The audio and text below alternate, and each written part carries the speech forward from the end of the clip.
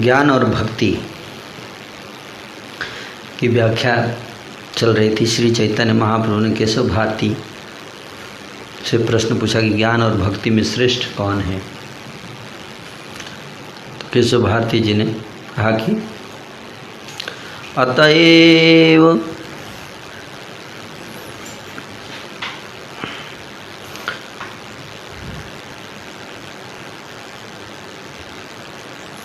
तर्को प्रतिष्ठः अतएव सर्वमते भक्ति से प्रधान महाजन पथ सर्वशास्त्रेर प्रमाण करेगी। इसलिए सर्वमते भक्ति से प्रधान, सबका मत अगर लिया जाए तो भक्ति ही प्रधान है, ज्ञान से ज़्यादा प्रधान है भक्ति। और महाजन पथ सर्वशास्त्रेर प्रमाण, इसका प्रमाण क्या है? महाजन का पथ, महाजनो ये न गतः सपंथा। तर्को प्रतिष्ठा श्रुतयो विभिन्ना ना सब ऋषिर्यस्य मतम न भिन्नम धर्मस्य तत्वं निहित गुहायम महाजनो ये न गतः सपंथः। तर्क सहज ही प्रतिष्ठा रहित है, श्रुतियाँ भी भिन्न भिन्न हैं, ऐसा कोई ऋषि नहीं जिनका मत भिन्न ना हो। इस कारण धर्म तत्व गूढ़ रूप में आच्छादित है, अर्थात शास्त्र आदि का पाठ करके धर्म तत्व प्राप्त करना कठिन है। अतः साधुओं ने जिन्हें महाजन के रूप में स्थिर किया है, उन्होंने जिस पथ को शास्त्र पथ कहा है, उस पथ पर चलना ही अन्य सभी व्यक्तियों का कर्तव्य है।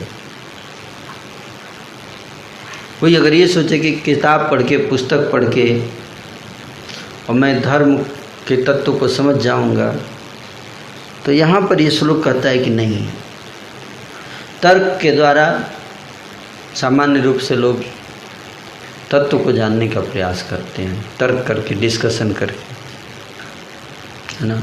मैंने कुछ दिन पहले एक टेलीग्राम ग्रुप में किसी ने मेरे को प्रपोजल दिया ज्वाइन करने का, मैं ज्वाइन किया। तो वहाँ पे मैं जब ज्वाइन किया तो जितने लोग थे उसमें वो हिंदू धर्म के ऊपर तर्क चर्चा कर रहे थे, उसके लिए वो ग्रुप बनाया था। हिंदू धर्म की चर्चा, हिंदू धर्म के शास्त्रों पर चर्चा। तो मैं उसमें से एक व्यक्ति ने प्रश्न पूछा कि क्या हिंदू धर्म में नास्तिक होना अलाउड है? तो उसमें कुछ लोग बोल रहे थे हाँ, आप कुछ भी रह सकते हैं लेकिन आप हिंदू हैं। तो मैंने फिर भगवद गीता का एक कोट किया, 16.8 श्लोक नंबर, है ना, कि जो लोग भगवान की सत्ता को नहीं मानते वो राक्षस हैं, असुर हैं वो, भगवद गीता में। तो मैंने बोला कि फिर इस श्लोक के आधार पे वो जो ईश्वर नास्तिक हैं उनको असुर बोला गया है, तो आप उसको हिंदू कैसे बोल सकते हैं? इसका मतलब असुर भी हिंदू पार्ट है, हिंदू हो सकता है।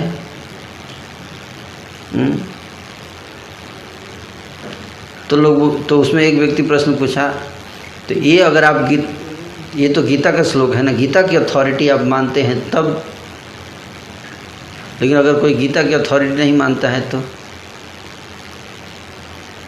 तो मैं बोला कि फिर तर्क का बेसिस क्या है आपका? जो भी आप तर्क कर रहे हो, अगर गीता की अथॉरिटी नहीं मानते हो, इसका मतलब आप अपने मन की अथॉरिटी मान रहे हो, अपने मन के हिसाब से तर्क कर रहे हो, और अपने मन के हिसाब से तर्क करके आप सत्य की प्रतिष्ठा कैसे कर सकते हो? तो इतने दुष्ट प्रवृत्ति के लोग हैं कि धर्म की रक्षा के लिए चर्चा कर रहे हैं, लेकिन उनको पता ही नहीं है कि धर्म की चर्चा कैसे करनी है ना। कुछ भी जो मन में आए चर्चा में करते रहिए, उसका कोई निष्कर्ष नहीं है, कोई कंक्लूजन नहीं है उस चर्चा का। तो तर्क से सत्य की प्रतिष्ठा नहीं हो सकती है। फिर लोग इसलिए कैसे प्रतिष्ठा, तो शास्त्र पढ़ के, बोले शास्त्र से भी सत्य की प्रतिष्ठा नहीं होगी। शास्त्र पढ़ के भी सत्य तत्व को नहीं जाना जा सकता। ये तत्व क्या है, बहुत कठिन है। ना सौ ऋषि सम्मतम न भिन्नम। और ऋषि मुनि भी आपस में एक दूसरे के कॉन्ट्राडिक्टरी स्टेटमेंट देते हैं। कोई कुछ बोलता है, कोई कुछ बोलता है। तो फिर कहते कि एक ही तरीका है तत्व को जानने का। क्या सत्य रास्ता क्या है, सत्य पथ क्या है? बोलते हैं महाजनो जैन गतः सपंथा। महाजन जिस रास्ते पर जाते हैं वही रास्ता है, वही पथ है, वही पंथ है। तो कितने महाजन हैं? 12 महाजन हैं, 12 महाजन। और 12 महाजन जो हैं वो जिस पथ को चुनते हैं उसी पथ, कौन सा पथ चुनते हैं? भक्ति पथ चुनते हैं। नारद, स्वयंभू, नारद, शंभु, कौमार, कपिलो मनु, प्रहलाद, जनक, भीष्म, बलि, बैया, साकिर, वयम, ये 12 महाजन। कुल 15 हैं। क्योंकि 4 कुमार को एक ही गिना गया इसलिए 12 लगता है, लेकिन 4 कुमार 4 भाई अलग अलग इंडिविजुअल हैं तो 15 हो गए, है ना। लेकिन चारों कुमारों की एक ही गिनती होती है, इसलिए 12 उसी दृष्टि से। तो वो लोग कौन सी मार्ग को अपनाए? भक्ति मार्ग को अपनाए। तो उसी को बात को बता रहे हैं केशव भारती जी। कहते हैं कि भारती के मुख से भक्ति श्रेष्ठ है यह सुनकर श्री चैतन्य महाप्रभु प्रेम सुख से हरि हरि कहकर गर्जन करने लगे। तो कंक्लूजन क्या दिया है केशव भारती ने कि भक्ति श्रेष्ठ है ज्ञान से। प्रभु कहने लगे मैं कुछ दिनों के लिए पृथ्वी पर रह लूँगा, मैं तुमसे यह सत्य कह रहा हूँ। यदि तुम मुझे यह कहते हो कि ज्ञान श्रेष्ठ है तो आज ही मैं समुद्र के भीतर प्रवेश कर जाता। श्रीमद् महाप्रभु कह रहे हैं कि अगर ये कह दिया होता कि ज्ञान श्रेष्ठ है तो मैं सुसाइड कर लेता, आत्महत्या कर लेता समुद्र में कूद के। मैं जीने का इच्छा नहीं करता ऐसे संसार में जहाँ लोग भक्ति की महिमा को मिनिमाइज करते हैं। इसलिए भक्तों को हमें सावधान रहना चाहिए कि हमेशा भक्ति को सबसे ऊपर रखना क्या, भक्ति की श्रेष्ठता को स्थापित करना चाहिए हमें।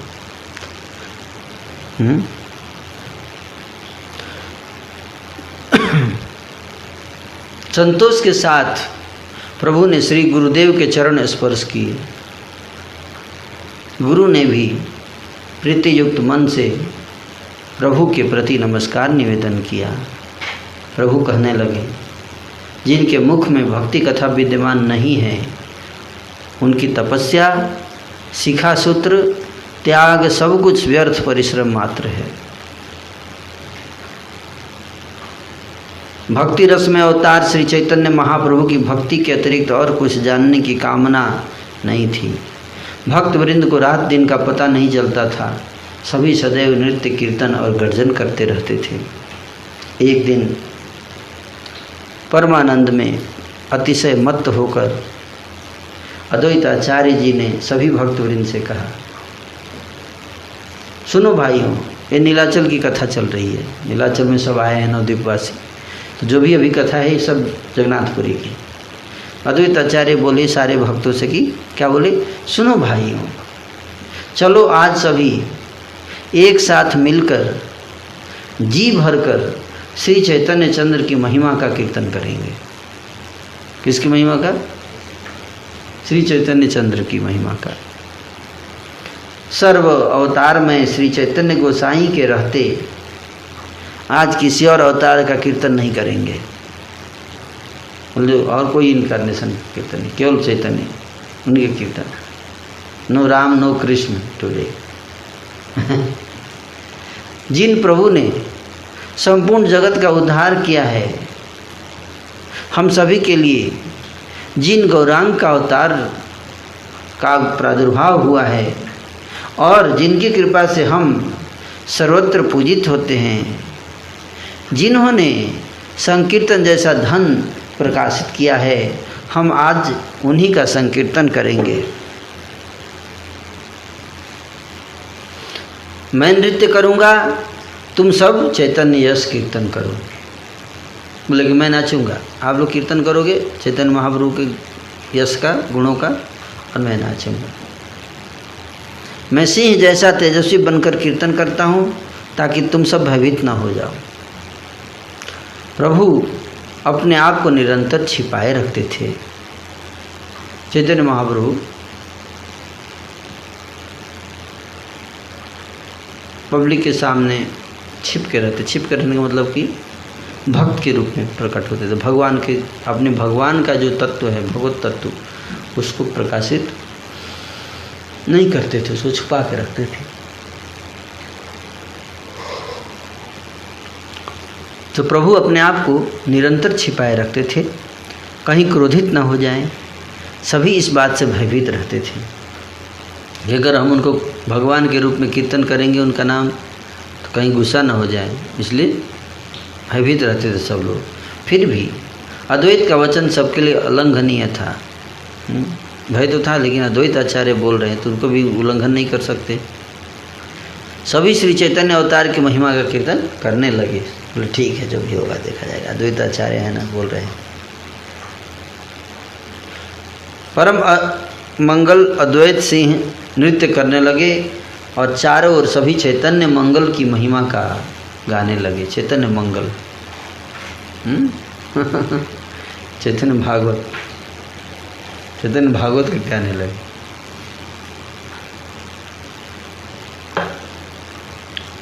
नए अवतार का नाम यह सुनकर सभी वैष्णव आनंद में विवश हो गए। जगत का उद्धार करते हुए अद्वैत प्रभु स्वयं चैतन्य गीत संकीर्तन के साथ नृत्य करने लगे। करुणा सागर, दुखितों के बंधु प्रभु श्री चैतन्य नारायण मुझ पर दया कीजिए।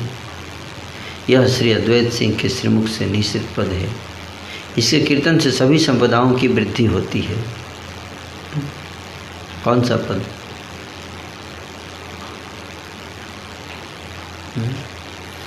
श्री चैतन्य नारायण करुणा सागर, दुखी तेरा बंधु प्रभु मोरे दया कर। ये श्लोक, ये प्यार याद रखना चाहिए। कहते हैं कि इस प्यार का कीर्तन करने से आपके घर में संपत्ति भर जाएगी। फिर से दोहरा दूं, श्री चैतन्य नारायण करुणा सागर, दुखी तेरा बंधु प्रभु मोरे दया कर। के बोले जाया जाया श्री सच्चिनंदन, के बोले जया गौरा चंद्र नारायण।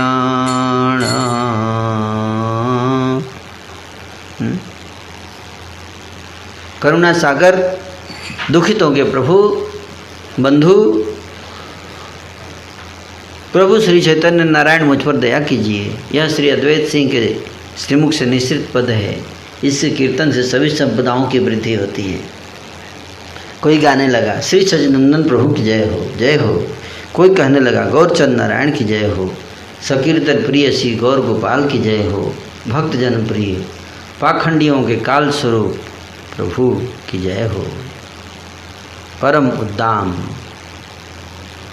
श्री अद्वैत सिंह नृत्य करने लगे। अद्वैताचार्य जो महाविष्णु के अवतार हैं स्वयं नृत्य कर रहे हैं, चैतन्य की महिमा का गान करते हैं। अन्य सभी मतलब बाकी जितने भक्त थे वो सब श्री चैतन्य के गुण लीला एवं नाम का कीर्तन करने लगे। पुलक से पूर्णित अद्वैत सिंह प्रभु गौरचंद्र का चरित्र कीर्तन कर रहे थे और सुख से लोटपोट हो रहे थे।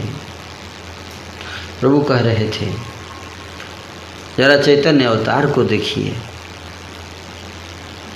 वैकुंठ नायक हरि ब्राह्मण के रूप में अवतार लेकर संकीर्तन में विहार कर रहे हैं।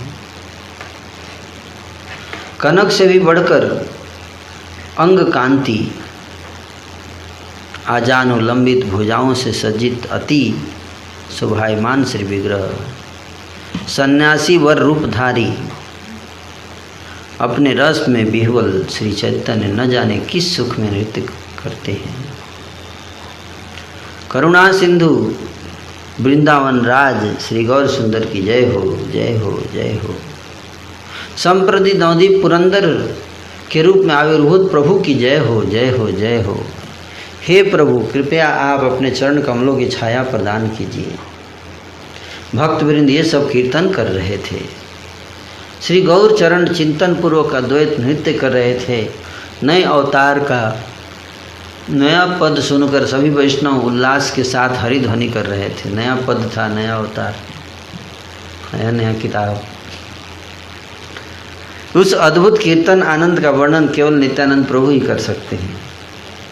परम उद्दाम कीर्तन ध्वनि सुनकर सन्यासी शिरोमणि का शुभागमन हुआ। उसी समय चैतन्य महाप्रभु वहाँ आ गए।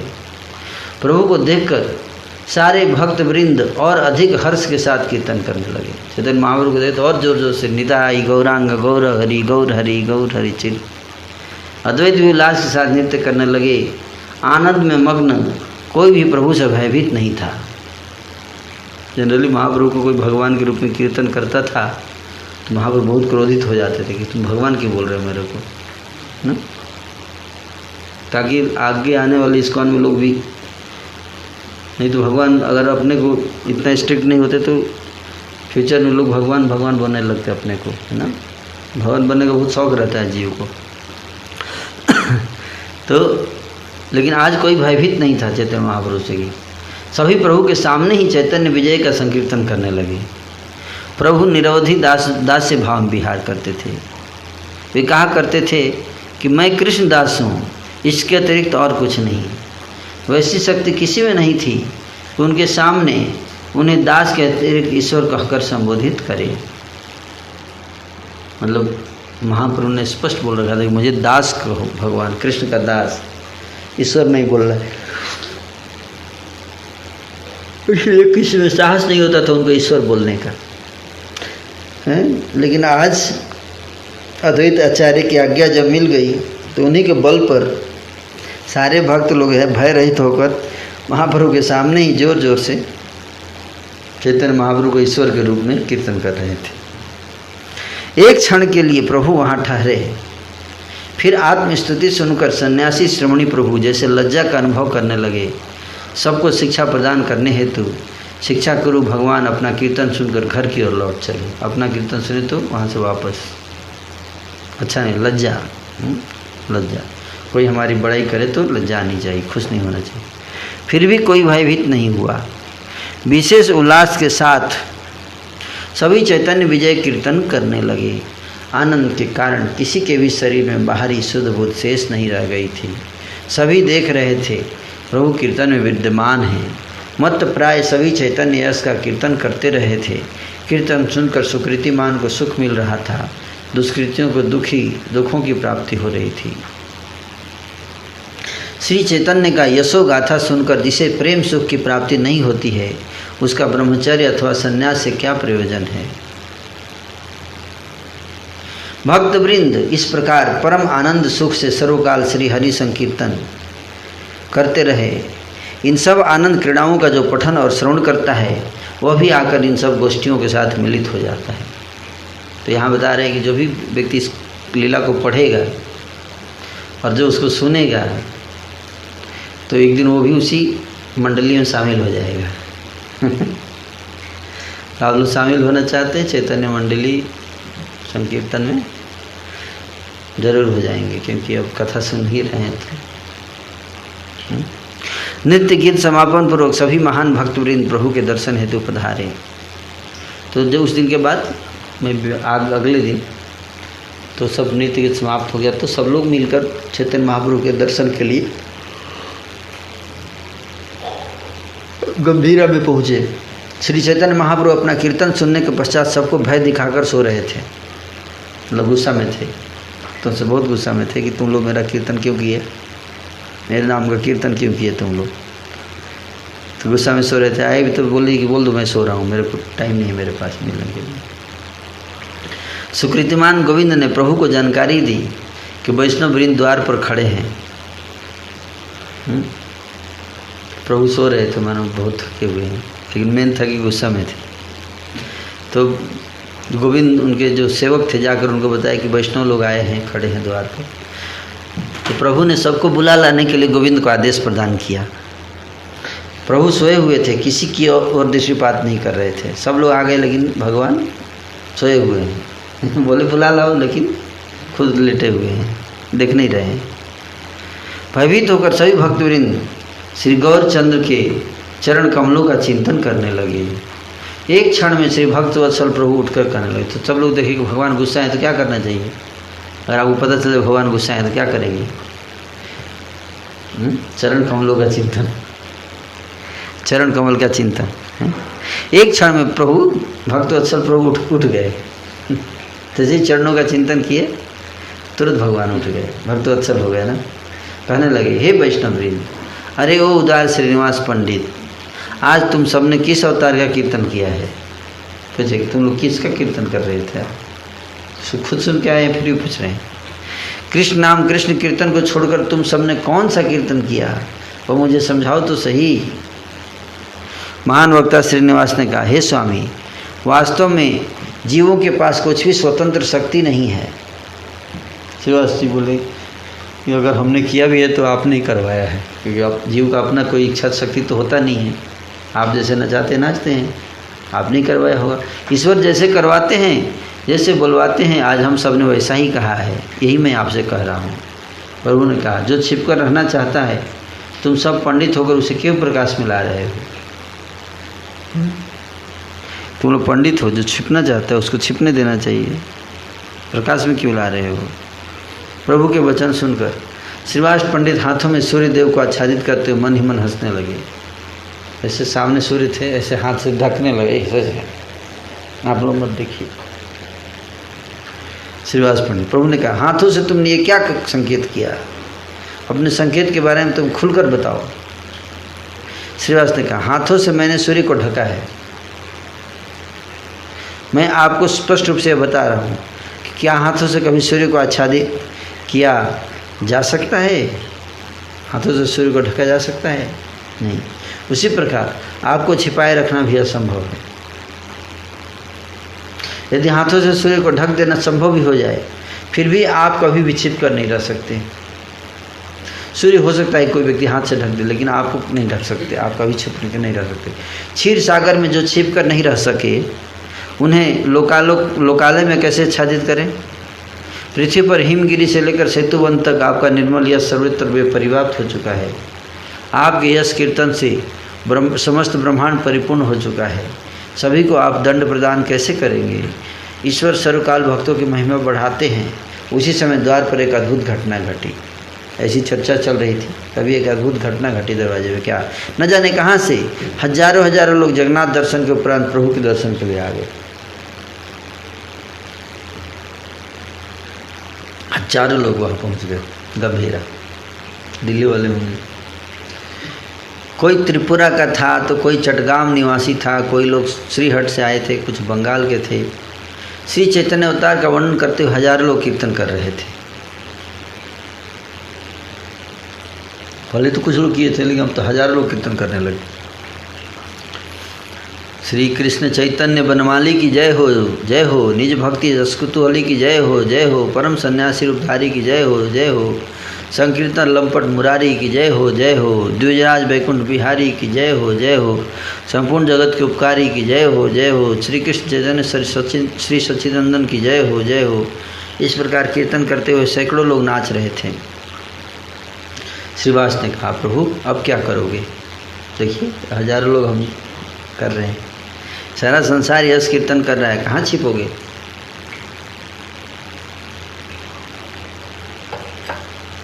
हे प्रभु, क्या मैंने इन सब लोगों को सिखाया है? मतलब मैंने सिखाया इनको भी, मेरी गलती है।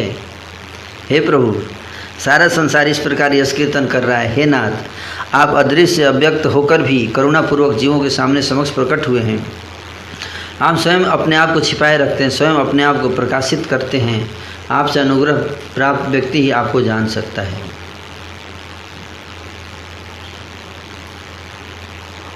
प्रभु ने कहा, मैं यह जान गया हूँ कि तुम अपनी शक्ति का प्रकाशन करके लोगों के मुख से बुलवाते हो। भगवान बोले, तुमने ही किया, ये सभी 1000 लोग आए हैं, 1000 लोग, ये भी तुमने अपनी शक्ति से बुलाया होगा। सुनो पंडित, मैं तुमसे हार गया हूँ। तुम सर्वशक्ति समन्वित हो, मुझे इस बात की जानकारी हो चुकी है। बहुत तुम्हारे पास मिस्टिक पावर्स आ गया है। प्रभु सर्वकाल भक्तों की महिमा बढ़ाते रहते हैं, यह उनका स्वभाव है। वेद भागवत ऐसा कहते हैं। गौरांग महाप्रभु ने सभी वैष्णवों को हंसते हुए मुख से विदा किया। सभी वैष्णव घर के लिए चल दिए। श्री भक्तवत्सल चैतन्य देव ऐसे थे कि उन्हें ही सब भक्तवृंद कृष्ण मानकर उनकी महिमा का कीर्तन किया करते थे। नित्यानंद, अद्वैत आदि जितने प्रधान सभी कहते हैं कि श्री कृष्ण चैतन्य भगवान हैं। इन सभी ईश्वरों के वचनों का उल्लंघन करके जो किसी और व्यक्ति को कृष्ण कहता है वह दुर्भाग्यशाली है। निश्चय जान लेना चाहिए कि शेष साई लक्ष्मीकांत, श्री वत्स लांछन, कौस्तुभ भूषण, गरुड़ वाहन आदि चिन्हों से भगवान श्री कृष्ण विभूषित हैं। गंगा किसी और की पद्मों से जन्म नहीं लेती। श्री चैतन्य देव के अतिरिक्त किसी और से यह संभव नहीं है। वेद शास्त्र सभी वैष्णव वृंद यही कहते हैं।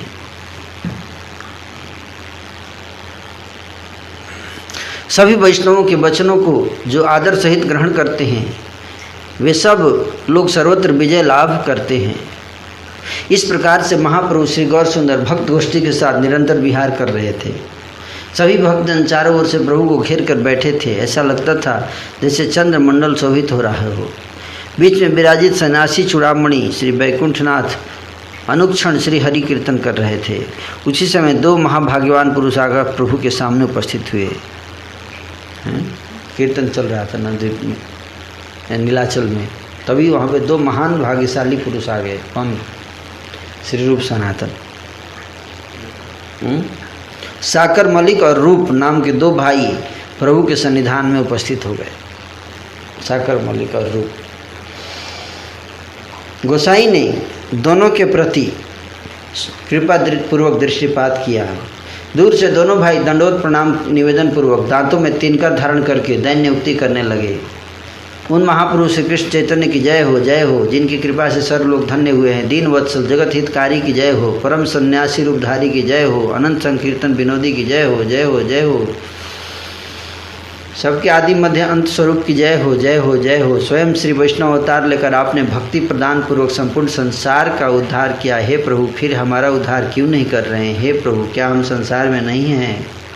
हम दोनों ने आजन्म विषय भोगों से मोहित होकर निज हित स्वरूप आपके चरण कमलों का भजन नहीं किया है। आपके भक्तों के संग हमने गोष्ठी नहीं किया, न ही आपका कीर्तन किया है, न सुना है।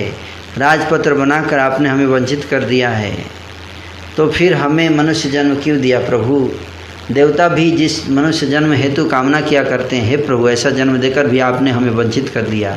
अब कृपया अमायापूर्वक ऐसी कृपा कीजिए कि आपका नाम लेते हुए हम पेड़ों के नीचे पड़े रहें। आपके जो प्रिय पात्र आपके प्रति भक्ति निवेदन करने में समर्थ हैं, उन्हें उनके द्वार पर हम सभी अवशेष पात्र बने रहें। इस प्रकार से दोनों भाई रूप और सनातन स्तुति कर रहे थे। प्रभु श्री चैतन्य सुन रहे थे। रूप सनातन की स्तुति।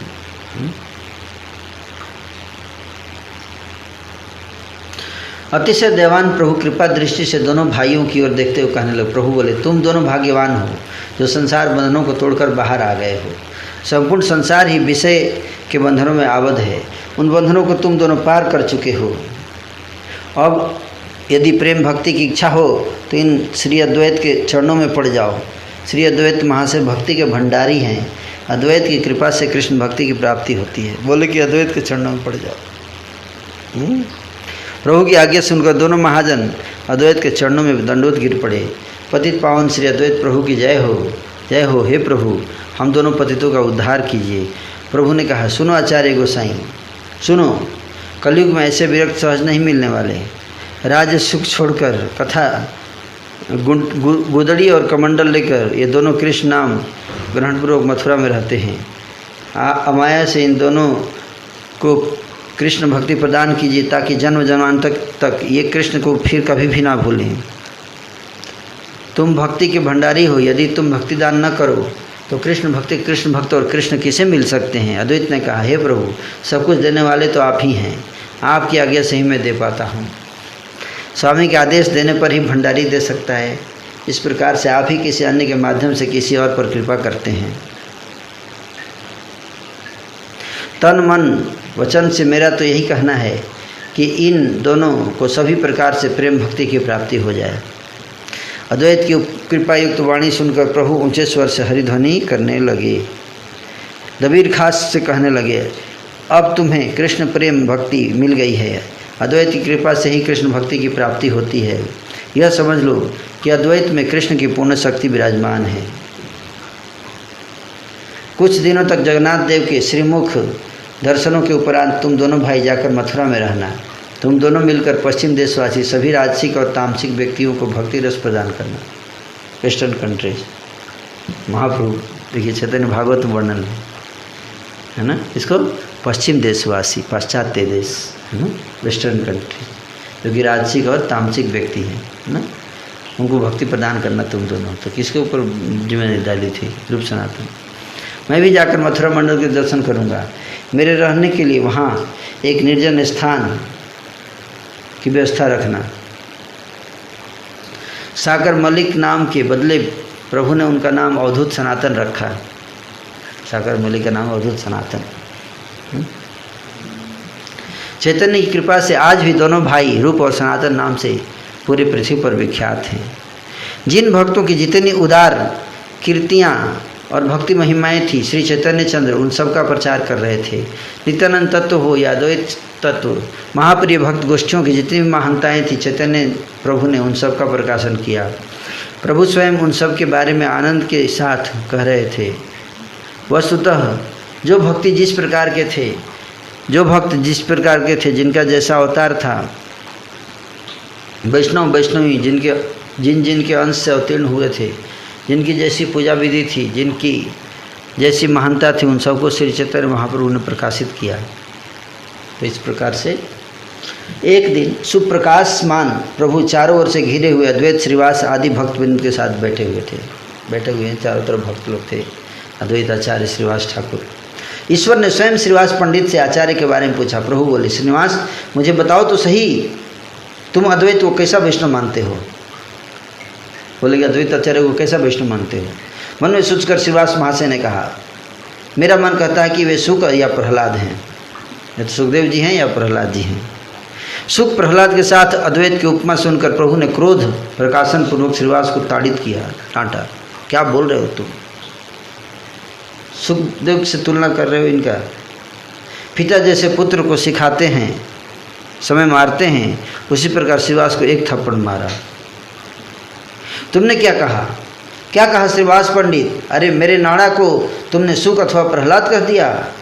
जिन सुख को तुम सर्वथा मुक्त मानते हो, वे सुख नाड़ा के सामने कल के छोकरे जैसे हैं।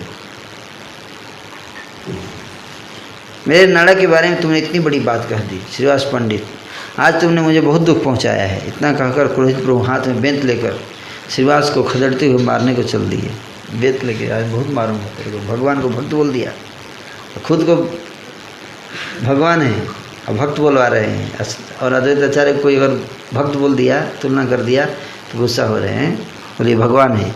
श्री अद्वैत महाशय ने संभ्रम सहित उठकर विनम्रतापूर्वक प्रभु का हाथ पकड़ लिया और कहा, हे प्रभु, बालक को कृपापूर्वक शिक्षा देनी चाहिए। त्रिभुवन में आपके क्रोध का पात्र होने योग्य कौन है? आचार्यों के वचनों से प्रभु क्रोध का परित्याग करके आवेश में आकर उनकी प्रचुर महिमा का कीर्तन करने लगे। प्रभु ने कहा, तुम सब मेरे बच्चे हो, इस कारण मेरा सारा क्रोध दूर हो गया है।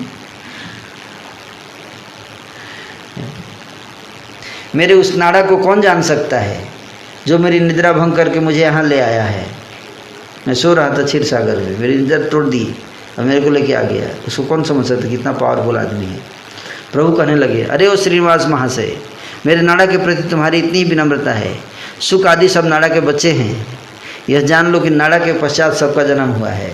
अद्वैत के कारण मेरा अवतार हुआ है। मैं क्षीर सागर में सोया हुआ था, नाड़ा की हुंकार आकर मेरे कानों में बजने लगी। नाड़ा की हुंकार मुझे जगाकर यहाँ ले आई है। अद्वैत के साथ श्रीवास का बड़ा ही प्रीतियुक्त संबंध था।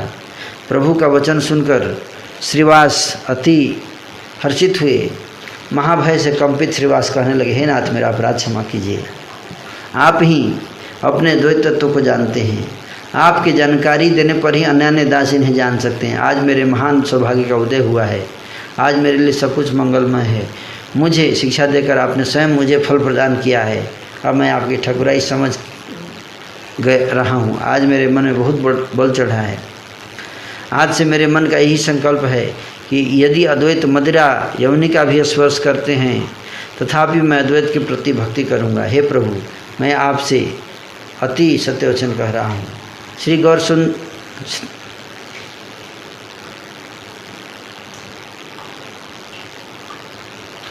श्रीवास के वचनों से प्रभु संतुष्ट हो गए। फिर पहले जैसे आनंद के साथ तीनों जन बैठ गए। ये सब कथाएं परम रहस्यपूर्ण हैं। इनके श्रवण से सभी प्रकार से कृष्ण की प्राप्ति होती है। जिनका जैसा प्रभाव था, जिनकी जैसी भक्ति थी, जो अग्रगणी थे, जो अनुगमनकारी थे, जिनकी जैसी शक्ति थी, वह सब कुछ एक सर्वज्ञ प्रभु श्री गौरांग सुंदर ही जानते हैं। और वे भी जानते हैं जो अमाया निष्कपट भाव से उनका भजन करते हैं। विष्णु तत्व अभिज्ञात वेदवाणी जैसी दुरूह है, उसी प्रकार वैष्णव तत्व को भी जीवों के लिए समझ पाना संभव नहीं है। सिद्ध वैष्णवों का व्यवहार अत्यंत विषम होता है। उसे बिना समझे उनकी निंदा करके सारा संसार मरता है। सिद्ध वैष्णव का जैसा विषम व्यवहार होता है, उसका एक उदाहरण भागवत कथा सार रूप साक्षात देखिए। ब्रह्मा के पुत्र वैष्णव प्रधान भृगु अहर्निश मन में जिनके चरणों का चिंतन करते हैं, उन्हीं प्रभु के वक्ष पर उन्होंने आघात किया है। फिर भी साक्षात भाव में देखिए कि वो वैष्णव श्रेष्ठ हैं। इस प्रसंग में भागवत के उस आख्यान को सुनिए जिसके कारण भृगु ने ऐसा कार्य किया। पूर्व काल में सरस्वती के तट पर महान ऋषियों ने पुराण श्रवण रूप एक महान यज्ञ शुभ आरंभ किया। बहुत पहले की घटना, महापुरुष स्वयं सुना रहे हैं ना, कि बहुत पहले की घटना है कि सरस्वती नदी के तट पर ऋषि मुनियों ने पुराण श्रवण रूप एक महान यज्ञ का शुभ आरंभ किया। तो पुराण सुनना भी एक महान शुभ, तो हम लोग भी चैतन्य भागवत श्रवण रूपी महान यज्ञ का शुभारंभ किए थे 2 महीने पहले। और यज्ञ समापन की तरफ जा रहा है। तो सभी शास्त्रकर्ता थे, सभी महातपोधन थे। वे ऋषि परस्पर ब्रह्म विचार संबंधी बातचीत करने लगे। ब्रह्मा विष्णु महेश्वर इन तीनों में से कौन श्रेष्ठ है, ये टॉपिक छिड़ गया। मुनि समाज में इस बात पर विचार होने लगा कि ब्रह्मा विष्णु और महेश तीनों में कौन श्रेष्ठ है। ये टॉपिक था डिबेट का ना। किसी ने कहा ब्रह्मा श्रेष्ठ हैं, तो किसी ने महेश्वर को श्रेष्ठ माना, किसी ने कहा विष्णु सर्वश्रेष्ठ हैं। स्वयं पुराण ही नाना मत व्यक्त करते हैं। कहीं शिव को श्रेष्ठ माना गया है तो कहीं नारायण को। फिर सभी ऋषियों ने मिलकर उस संबंध में प्रमाण तत्व को जानने के लिए भृगु का आदेश प्रदान किया। भृगु को सब याद था। बोले तो आप बताओ, आपको क्या करना है। ऋषियों ने कहा, महाशय आप ब्रह्मा के मानस पुत्र हैं, सभी प्रकार से आप ज्येष्ठ श्रेष्ठ और तत्वमय हैं।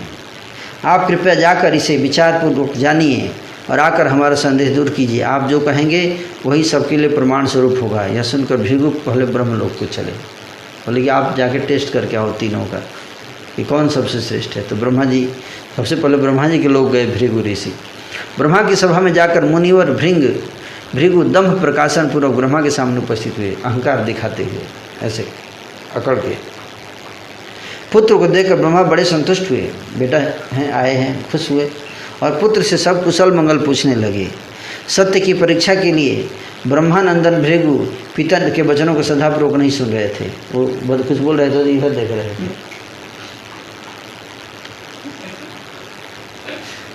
हैं तो पिता और पुत्र के बीच होने वाला स्वाभाविक व्यवहार जैसे स्तुति अथवा विनय अथवा गौरव नमस्कार निवेदन आदि कुछ भी भृगु ने नहीं किया। मतलब प्रणाम उन्नाम करना चाहिए, जाके स्तुति करनी चाहिए, बड़ा विनय करना चाहिए, पिता हैं पुत्र हैं, कुछ नहीं किया, जाके चुप जाए। तो भृगु हैं कुछ नहीं किए, है ना, इस तरह से।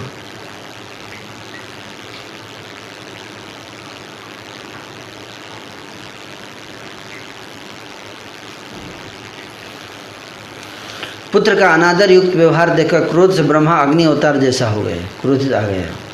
ऐसा क्यों कर रहा है जी? क्रोधित ब्रह्मा ने ऐसा मन बनाया कि जैसे भस्म कर डालेंगे। पिता के रूप देखकर भृगु भाग गए, भागे ताकि ब्रह्मा जी जला देंगे उनको। ब्रह्मा के चरण पकड़कर सभी ने समझाया, बहुत गुस्सा थे। हे स्वामी, पुत्र के प्रति ऐसा क्रोध प्रकाशन क्या उचित है ना? फिर पुत्र स्नेह के कारण ब्रह्मा क्रोध को भूल गए, जैसे जल डालने से अग्नि सुसाम्यता को प्राप्त होती है। ब्रह्मा को भली भांति समझने के बाद महेश्वर की परीक्षा हेतु भृगु कैलाश आ पहुँचे। भृगु को देखकर आनंदित महेश्वर पार्वती के साथ आदर सहित उठकर खड़े हो गए। आलिंगन भृगु को देखकर आनंदित महेश्वर पार्वती के साथ आदर सहित उठकर खड़े हो गए। बड़े भाई के गौरव से त्रिलोचन स्वयं आलिंगन हेतु प्रेम योग से खड़े हुए, ऐसे हम बाँह फैलाकर। बड़ा भाई आया है, छोटा भाई आया है, तो बड़ा भाई ऐसे आ जा, गले लग जाए ऐसे। भृगु ने कहा, महेश छुओ मत, जितने भी पाखंड वेश हैं उन सबको तुम धारण किए हुए हो। भूत प्रेत पिशाच आदि जितने भी अछूत हैं उन सभी पाखंडियों को तुम अपने पास रखते हो। तुम्हारा व्यवहार कुपथगामी जैसा है। भस्म लगाते हो शरीर में, हड्डी धारण करते हो। कौन से शास्त्र का आचार ऐसा कहता है आचरण करने का? तुम्हारे स्पर्श से स्नान करना होगा। हे भूतनाथ, दूर रहो, दूर रहो। परीक्षा है तो भृगु कौतुक के साथ ऐसा करे, वो तो टेस्ट ले रहे थे। वैसे तो भृगु के श्रीमुख में कभी भी शिव निंदा नहीं है। भृगु के वचनों को से महाक्रोधित हुए त्रिलोचन देव ने उसी क्षण त्रिशूल उठा लिया। बड़े भाई का धर्म शंकर भूल गए, उन्होंने संहार मूर्ति का रूप अपना लिया। भृगु को मारने के लिए शिव ने त्रिशूल उठा लिया। यह देख देवी पार्वती ने आकर संभ्रम सहित उनका हाथ पकड़ लिया। चरणों को पकड़कर देवी महेश्वरी समझाने लगी, हे प्रभु, बड़े भाई के रूप में इतना क्रोध करना उचित है क्या? देवी के वचन से लज्जित हो गए शंकर, शांत हो गए। भृगु ने भी कृष्ण धाम श्री वैकुंठ की ओर प्रस्थान किया। प्रभु श्री रथ सिंहासन पर सोए हुए थे। अब वहाँ से कृष्ण धाम गए, वहाँ पे भगवान रथ सिंहासन पर सोए हुए थे। लक्ष्मी देवी चरणों की सेवा कर रही थी। उसी समय अलक्षित रूप से भृगु ने आकर पीछे से आके, दिखाई नहीं दिया, पीछे से आके साइड से, और प्रभु के वक्ष पर एक लात मारा सीने पर। भृगु को देखकर महाप्रभु ने संभ्रम सहित उठकर महान प्रीति के साथ उन्हें नमस्कार निवेदन किया। तुरंत खड़े हो बैठ गए और तुरंत प्रणाम किए चरणों में। चोट हालांकि मारा तो था, गुस्सा नहीं किया, लेकिन भगवान, ये मेन चीज़ है। फिर बैठने के लिए उन्होंने उत्तम आसन प्रदान किया। फिर उठाए, उनको आसन दिए, व्यास आसन, सिंहासन दिए, बैठिए प्लीज़, बैठिए। फिर अपने हाथों से उनके अंग पर चंदन का लेप किए, जो लात मारा उसको। स्वयं अपराधी की भांति प्रभु ने उनसे अपराध के लिए क्षमा प्रार्थना की। प्रभु ने कहा, आपका शुभागमन न जाने मैंने अपराध किया है, मुझे क्षमा कर दीजिए। आपका शुभ आगमन न जानकर मैंने अपराध किया, मुझे क्षमा कर दीजिए। यह जो आपका पुण्य जल स्वरूप पाद उदक है, यह कैसा सुनिर्मल है कि यह तीर्थों को भी तीर्थ बनाता है। बोले, आपने चरण मेरे सिर पर रखे, वक्ष पे, ये तो चरण आप तीर्थों को भी पवित्र करता है, तो मेरे हृदय पवित्र हो जाएगा आपके चरण से। मेरे शरीर में जितने भी ब्रह्मांड विराजमान हैं, मेरे साथ जितने भी लोकपाल हैं, उन सबको आपने अपना पाद उदक देकर आज आपने पवित्र कर दिया है। आपका चरित्र अक्षय बना रहे। यह जो आपकी श्री चरण चिन्ह की धूल है, इसे मैंने आनंद के साथ अपने वक्ष पर रख लिया है। लक्ष्मी के साथ उस चिन्ह को मैंने अपने वक्ष पर स्थान प्रदान किया है। वेदों में ये चरण चिन्ह श्रीवत्स लांछन नाम से जाने जाएंगे। काम, क्रोध, लोभ, मोह आदि से परे प्रभु के वचन को सुनकर और विनम्र व्यवहार को देखकर महान ऋषि भृगु चमत्कृत हो गए। विनम्रता को देखकर, सहनशीलता को देखकर, विनम्र व्यवहार को देखकर भृगु ऋषि चमत्कृत हो गए, चकित हो गए। लज्जित होकर ऋषि ने फिर सिर ऊपर नहीं उठाया, दोबारा सिर नहीं उठाया। भृगु ने जो कुछ भी किया वह उनका कर्म नहीं था। निश्चय जान लेना चाहिए कि यह आवेश में किया गया कर्म था। बाह्य ज्ञान होने पर प्रीति और श्रद्धा से देखते देखते भृगु भक्ति रस में पूर्ण होकर नृत्य करने लगे। हाथ से कंप, घर्म, मूर्छा, पुलक, हुंकार आदि सात्विक विकारों सहित भृगु भक्ति रस में मग्न हो गए। कृष्ण सबके ईश्वर है, सबके जीवन है, इस सत्य का प्रकाशन करते हुए ब्रह्मानंदन भृगु नृत्य करने लगे। कृष्ण के शांत और विनम्र व्यवहार को देखकर एवं यह जानकर कि प्रेम भक्ति और कहीं से भी संभव नहीं है, ब्रह्मानंदन भक्ति के कारण जड़ की भांति हो गए। वे मुख से कुछ बोल नहीं पा रहे थे, केवल आनंद अश्रुओं की धाराएं श्री नेत्रों से बह रही है। किसके? भृगु मुनि के। सभी प्रकार से ईश्वर को देह समर्पित करके भृगु ने पुनः मुनियों के स्वभाव में प्रत्यावर्तन किया। भृगु को देखकर सभी को अपार आनंद मिला। मुनियों ने पूछा, कहो भृगु, किसने कैसा व्यवहार किया? तुम जो भी कहोगे वही सबके लिए सिद्ध प्रमाण होगा। फिर भगवान भृगु ने सारी कथा का सुनाई। ब्रह्मा, विष्णु, महेश्वर इन तीनों के व्यवहार के बारे में सब कुछ बताकर भृगु ने कथा का सार सुनाया। श्री वैकुंठनाथ नारायण ही सर्वश्रेष्ठ हैं। यह वचन सत्य है, सत्य है, सत्य है। कृष्ण सबके ईश्वर हैं, सबके पिता हैं। ब्रह्मा और शिव उनके द्वारा प्रदत्त अधिकार अनुसार कार्य करते हैं। नारायण सबके कर्ता, हर्ता और रक्षक है। निसंदेह होकर उनके चरणों का भजन कीजिए।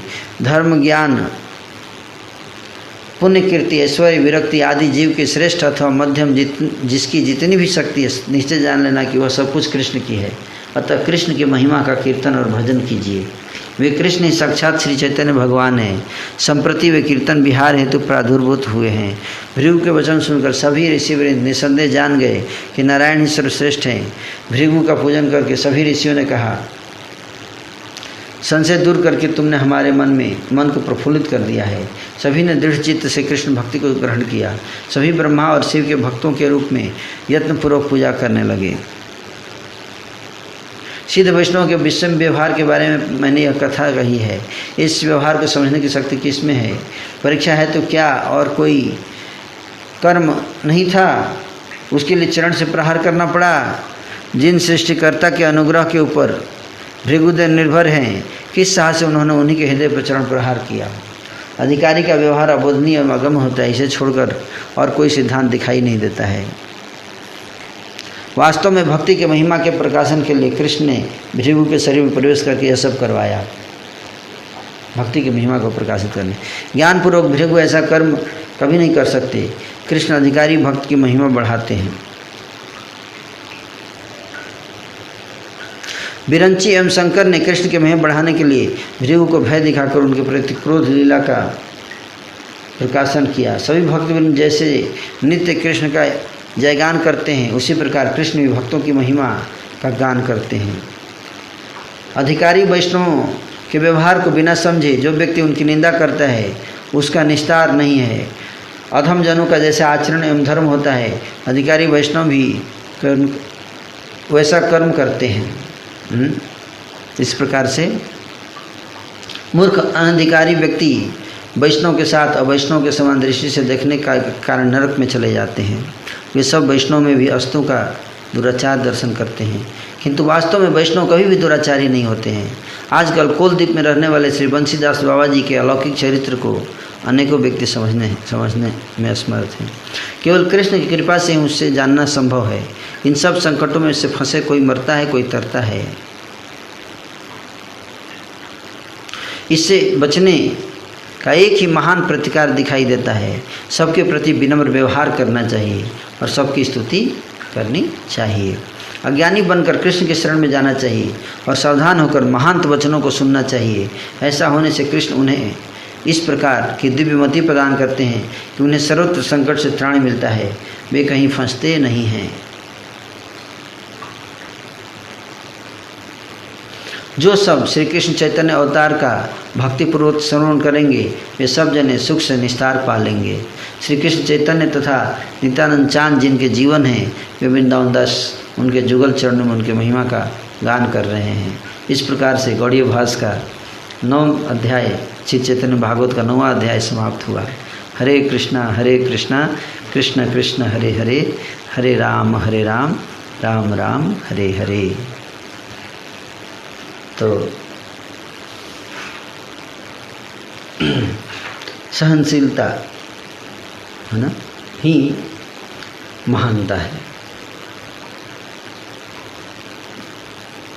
सहनशीलता ही महानता है।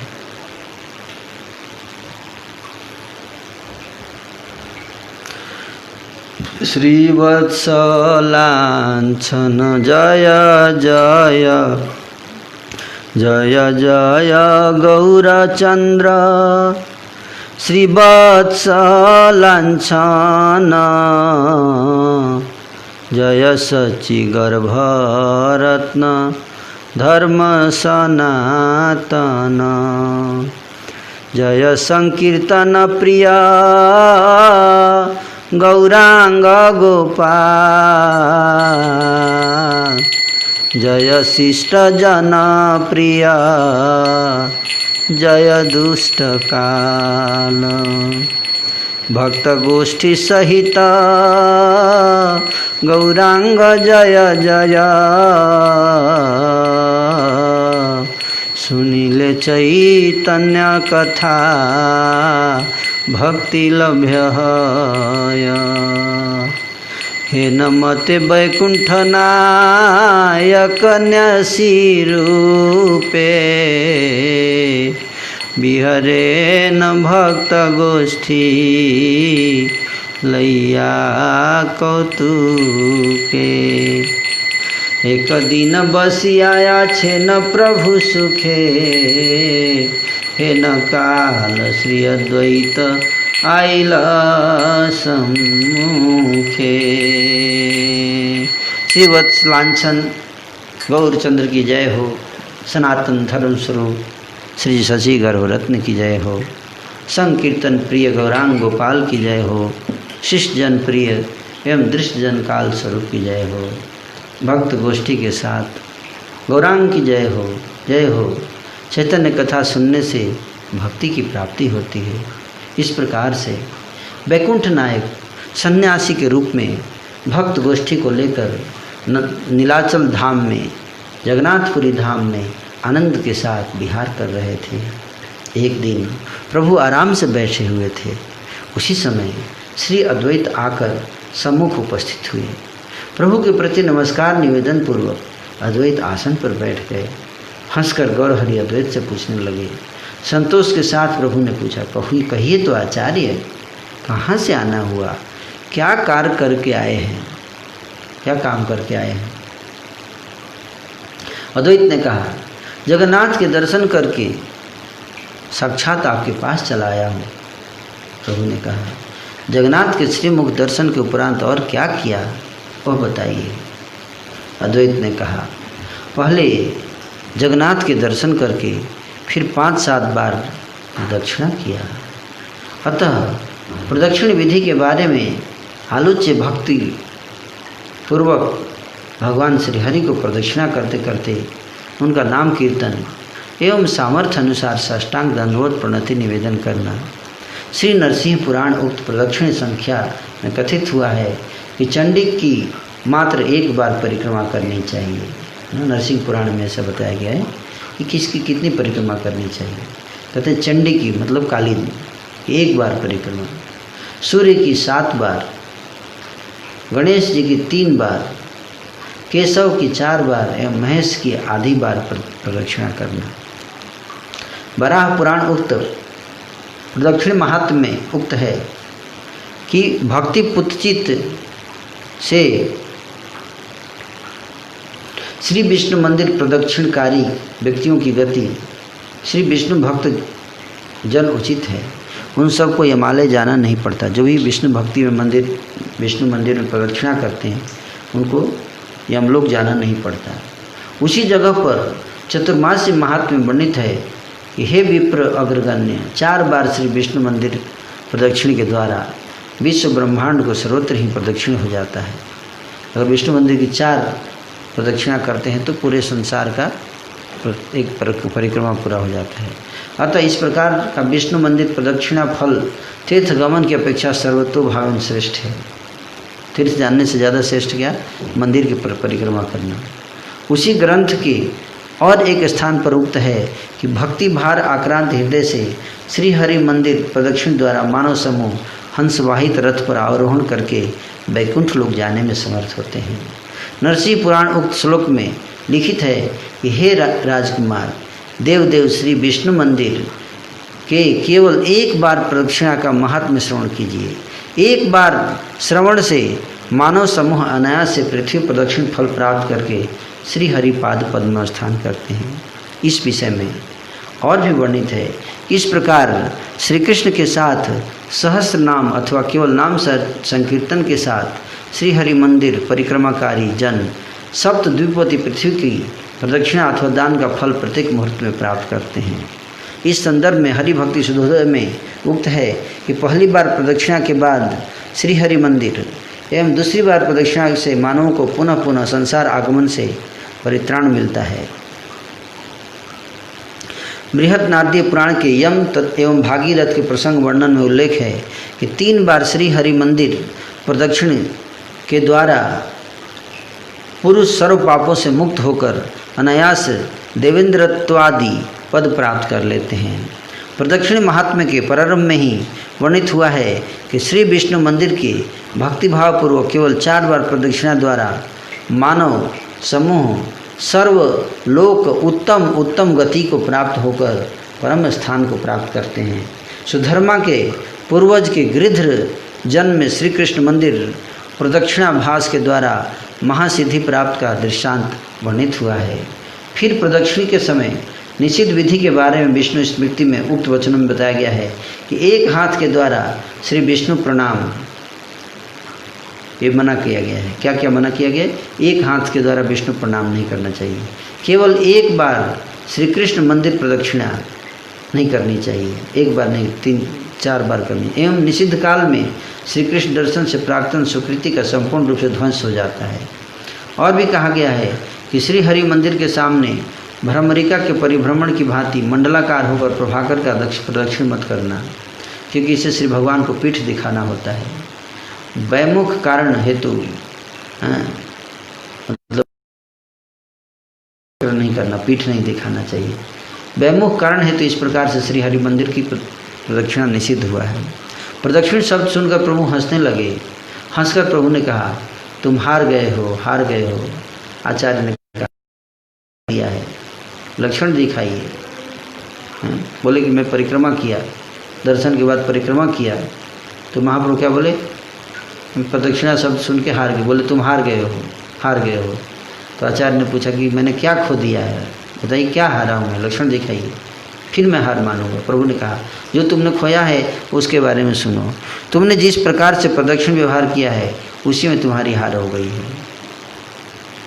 जब तक तुम पृष्ठ देश की ओर चले तब तक तो तुम्हें दर्शन नहीं मिला होगा।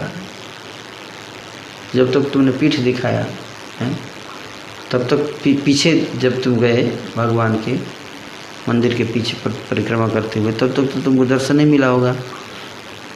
भगवान बोले, मैं जब तक जगन्नाथ के दर्शन करता हूँ तब तक मेरी आंखें कहीं और भटकती नहीं हैं, चाहे दक्षिण की ओर हो या फिर बाईं ओर, अथवा प्रदक्षिण के समय मैं जगन्नाथ श्रीमुख के बिना और कुछ दर्शन नहीं करता हूँ।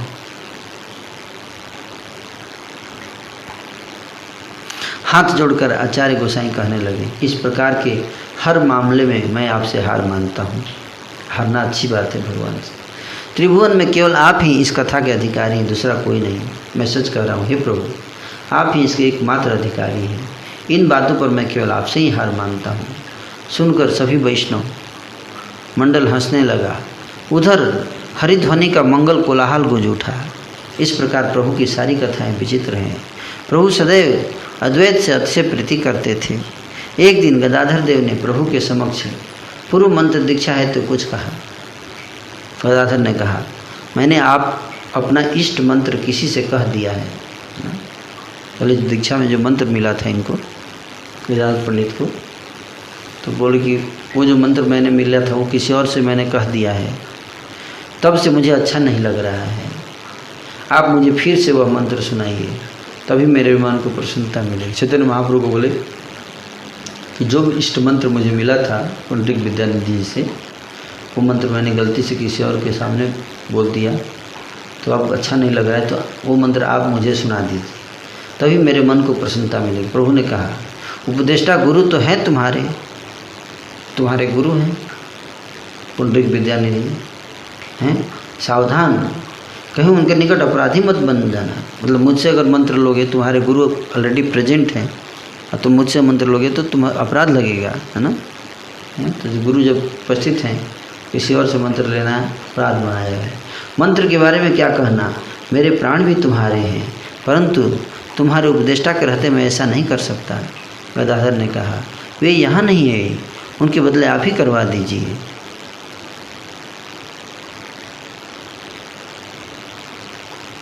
प्रभु ने कहा, विद्यानिधि तुम्हारे गुरु हैं, वे अनायास तुमसे मिलकर तुम्हें विधि प्रदान करेंगे। सर्वज्ञ चूड़ामणि प्रभु सब कुछ जानते हैं।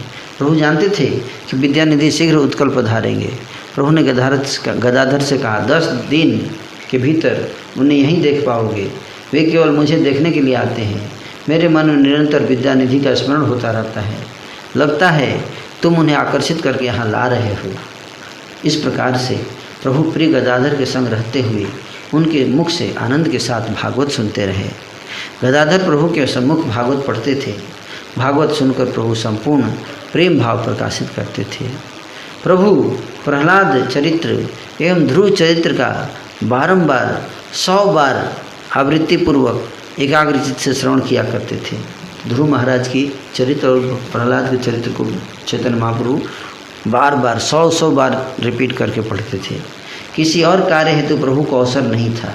प्रभु निरंतर नाम गुण का श्रवण कीर्तन किया करते थे। गदाधर महाशय भागवत पाठ और दामोदर स्वरूप कीर्तन किया करते थे। एकेश्वर दामोदर स्वरूप द्वारा गुण कीर्तन में श्री गौरांग राय विह्वल होकर नृत्य करते थे। अश्रु, कंप, हास्य, मूर्छा, पुलक, हुंकार आदि प्रेम भक्ति के जितने विकार हैं वे सब मूर्तिमंत होकर ईश्वर में दिखाई देते थे। श्री चैतन्य चंद्र इन सब विकारों के साथ नृत्य करते थे। दामोदर स्वरूप का उच्च संकीर्तन सुनने मात्र से प्रभु बाहरी शुद्ध बुद्ध खो बैठते थे और उसी क्षण गिर पड़ते थे। मतलब स्वरूप दामोदर गोस्वामी जी इतना सुंदर कीर्तन करते थे, नृत्य करते थे कि चैतन्य महाप्रभु उनके कीर्तन और गायन को सुनकर मूर्छित हो जाते थे।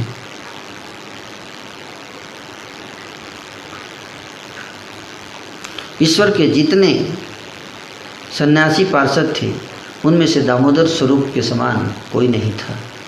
ईश्वर पूरी गोसाई से जितना प्रेम करते थे उतना ही प्रेम दामोदर स्वरूप से करते थे।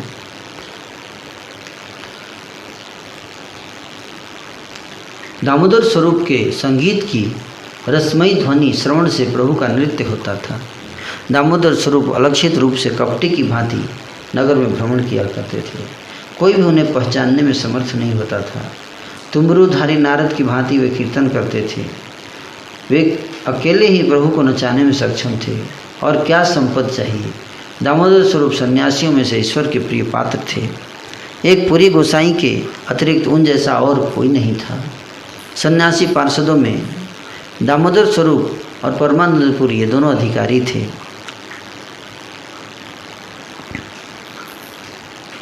दोनों निरंतर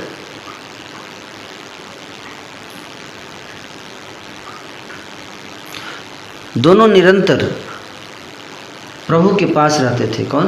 रामानंद राय और स्वरूप दामोदर दोनों चैतन्य महाप्रभु के पास हमेशा रहते थे। प्रभु के सन्यास के पश्चात इन्होंने दंड ग्रहण किया था, इन्होंने भी सन्यास लिया था।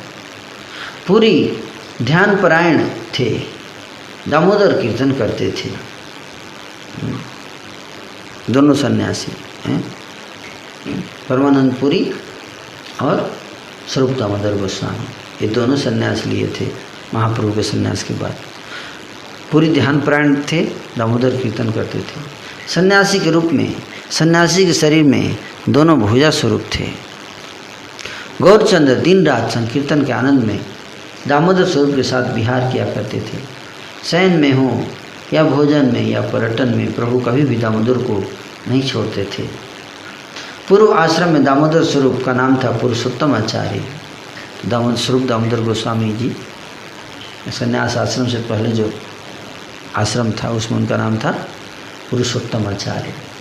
उनके प्रिय सखा थे पुंडरीक विद्यानिधि, दोनों फ्रेंड थे। पुंडरीक विद्यानिधि और पुरुषोत्तम आचार्य दोनों फ्रेंड थे। पथ पर चलते समय भी प्रभु दामोदर के कीर्तन में विह्वल होकर नृत्य करते थे, पथ नहीं पहचान पाते थे। एकेश्वर दामोदर स्वरूप प्रभु के साथ रहा करते थे। प्रभु आनंद से गिर पड़ते थे, उन्हें पता भी नहीं चलता था वे कहाँ हैं। जल हो या स्थल, वन हो या डाल, प्रभु कुछ नहीं जानते थे, केवल विशाल गर्जन करते थे। अकेले दामोदर कीर्तन किया करते थे। वन डाल पर प्रभु के गिरने के समय उन्हें पकड़ते भी थे। दामोदर स्वरूप के भाग्य की जो सीमा थी, दामोदर स्वरूप ही उसकी उपमा थे। एक दिन भाव आविष्ट होकर महाप्रभु पछाड़ खाकर कुएं में गिर पड़े। देखकर सम्मोहित अद्वैत आदि भक्त सिर पर हाथ रखकर रोने लगे।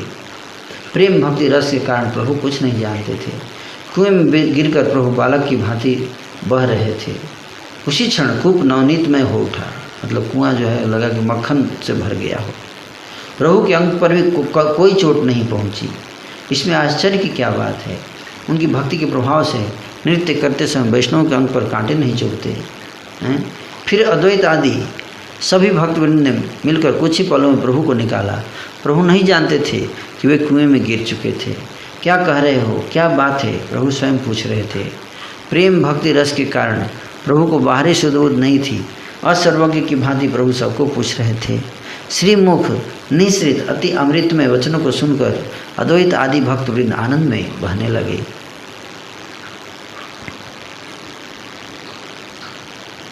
इस प्रकार से ईश्वर श्री चैतन्य भक्ति रस में विहार कर रहे थे कि विद्यानिधि हृदय में यह सब जानकर वहाँ पहुँच गए। ईश्वर के मन में इच्छा करने मात्र से उसी क्षण विद्यानिधि ने आकर दर्शन दिया। विद्यानिधि को देखकर प्रभु हंसने लगे और बाप आ गए ऐसा कहने लगे। प्रेम निधि प्रेम आनंद में विह्वल हो उठे। उनके हृदय का सभी मंगल पूर्ण हो गया। श्री भक्त वत्सल गौरचंद्र नारायण प्रेम निधि मतलब विद्यानिधि, पुंडरीक विद्यानिधि को ही प्रेम निधि बोल रहे हैं। प्रेम निधि को वक्ष पर धारण करके क्रंदन करने लगे। चारों ओर सभी वैष्णव वृंद भी क्रंदन करने लगे। वहाँ साक्षात वैकुंठ स्वरूप सुख का उदय हुआ। ईश्वर के साथ जितने भी भक्त वृंद थे सब प्रेम निधि के प्रति प्रीति के कारण उन सब का प्रेम अनुक्षण बढ़ने लगा। दामोदर स्वरूप उनके पूर्व सखा थे। किसके? पुंडरीक विद्यानिधि के। चैतन्य के सामने दोनों का परस्पर मिलन हुआ। दोनों की चरण धूल की मांग कर रहे थे। दोनों एक दूसरे को पकड़ने की कोशिश कर रहे थे। आपस में धक्का मुक्की कर रहे थे। एक दूसरे के नीचे गिरने की कोशिश कर रहे थे। कोई किसी से हार नहीं मान रहा था। दोनों महाबली थे। कुतूहली गौरांग महाप्रभु सब कुछ करवा रहे थे और हंस रहे थे। फिर बाह्य दशा प्राप्ति के उपरांत प्रभु ने विद्यानिधि से कहा, तुम कुछ दिनों के लिए नीलाचल में अवस्थान करो। यह सुनकर प्रेम निधि को महान आनंद मिला। इसे अपना भाग्य मानकर वे प्रभु के पास रह गए। गदाधर देव ने भी पुनः प्रेम निधि के समक्ष प्रेम से इष्ट मंत्र को स्वीकार किया। प्रेम की सीमा स्वरूप गदाधर जिनके शिष्य थे, उन प्रेम निधि की महिमा के बारे में और क्या कहूँ। अद्वैत और श्रीनिवास जिनकी कीर्ति का बखान किया करते थे, मुरारी और हरिदास जिनकी कीर्ति का वर्णन करते थे, और ऐसा वैष्णव कोई नहीं था जो प्रेम निधि की महिमा का बखान न करता हो। पुंडरीक विद्यानिधि भी सभी भक्तवृंद को काय, मन और वाक्य से प्रेम किया करते थे। उनके शरीर में तिल मात्र भी अहंकार नहीं था। चैतन्य के उन अद्भुत कृपा पात्र को समझने में मैं असमर्थ हूँ। पुंडरीक विद्यानिधि कृष्ण के जिस प्रकार के प्रिय पात्र थे उसके बारे में गदाधर के श्रीमुख से निश्चित कुछ कथाएं लिख रहा हूँ। विद्यानिधि को अपने पास रखकर प्रभु ने उन्हें समुद्र के तट पर यमेश्वर में आवास प्रदान किया। समुद्र के तट पर यमेश्वर टोटा एक गार्डन है, वहाँ पर दामोदर स्वरूप के महान प्रेम पात्र विद्यानिधि नीलाचल में रहकर जगन्नाथ दर्शन करते रहे। दोनों एक साथ जगन्नाथ दर्शन किया करते थे। कौन? दामोदर स्वरूप और पुंडरीक विद्यानिधि दोनों फ्रेंड थे, साथ जाते थे दर्शन के लिए। दोनों परस्पर श्री कृष्ण कथा रस के आनंद में डूबे रहते थे। तभी ओडन षष्ठी नाम की यात्रा का उत्सव आकर उपस्थित हो गया। ओडन षष्ठी है ना, भगवान श्री जगन्नाथ उस समय नए कपड़े पहनते हैं। ओडन षष्ठी के दिन श्री जगन्नाथ जी को नए कपड़े पहनाए जाते हैं। ईश्वर उस दिन माड़ युक्त वस्त्र धारण करते हैं। माड़ से लगा हुआ है ना, चावल जब पकाते हैं तो उसमें जो पानी बच जाता है पकने के बाद उसको माड़ बोलते हैं। तो उसी में जो है नए वस्त्र को उसमें डाल के रखते हैं, है ना। तो माड़ श्री गौर सुंदर भी सभी भक्तवृंद को साथ लेकर श्री वस्त्र औड़न यात्रा देखने को आए। मृदंग, मोहरी, शंख, दुंदुभी, कहाल, ढाक, दगड़, काड़ा आदि बहुत जोर शोर से बज रहे थे। उस दिन अनंत अनेकानेक वस्त्र पहनते हैं, भगवान अनेकों वस्त्र पहनते हैं। यह उत्सव षष्ठी से लेकर मकर तक चलता रहता है, मतलब माघ मास के अंत तक चलता है। वस्त्र संलग्न होते होते रात का अंत होने लगा, मतलब वस्त्र के रेडी करने में रात होने लगा। भक्त गोष्ठी के साथ प्रभु यह देखकर प्रेम में बहने लगे। स्वयं ही उपासक, उपास्य भी स्वयं ही हैं। उनकी कृपा के बिना कौन उनके मन को समझ सकता है। यही प्रभु दारू के रूप में योगासन पर विराजमान हैं। यही प्रभु सन्यासी के रूप में भक्ति योग दिखा रहे हैं। मुक्ता जटित स्वर्ण युक्त नाना वर्ण के शुक्ल, पीत और नील दिव्य पट्टवस रेशमी वस्त्र समूह को जगन्नाथ को अर्पित किए जा रहे थे। वस्त्र संलग्न होने के कारण पुष्प अलंकार, पुष्प कंकण और श्री किरीट पुष्पहार आदि धारण कराए गए। गंध, पुष्प, धूप, दीप आदि षोडश उपचार के साथ पूजा करके बहुविध भोग निवेदन किया गया। यात्रा दर्शन के उपरांत प्रेम और आनंद के सुख में रंगे हुए प्रभु ने भक्त गोष्ठी के साथ घर को प्रत्यावर्तन किया। सभी वैष्णवों को घर जाने के लिए विदा करके अकेले चैतन्य महाप्रभु निजी आनंद में एकांत में अवस्थान करने लगे। सब अपने अपने घरों को चले गए। पुंडरीक विद्यानिधि स्वरूप दामोदर जी के साथ रहने लगे और दोनों एक दूसरे से खुलकर निष्कपट भाव से सारी मन की बातें कहने लगे। माण युक्त वस्त्र धारण किए हुए जगन्नाथ को देखकर विद्यानिधि के मन में डाउट आ गया। विद्यानिधि दामोदर स्वरूप से पूछा, ईश्वर को माण युक्त वस्त्र क्यों दिए जाते हैं? इस देश में तो श्रुति स्मृति समूह का प्रचुर परिमाण में प्रचार है, फिर क्यों बिना धोए माण युक्त वस्त्र पहनाए जाते हैं? मतलब माण लगा हुआ है, उसको धोए नहीं और डायरेक्ट भगवान को पहना दिए।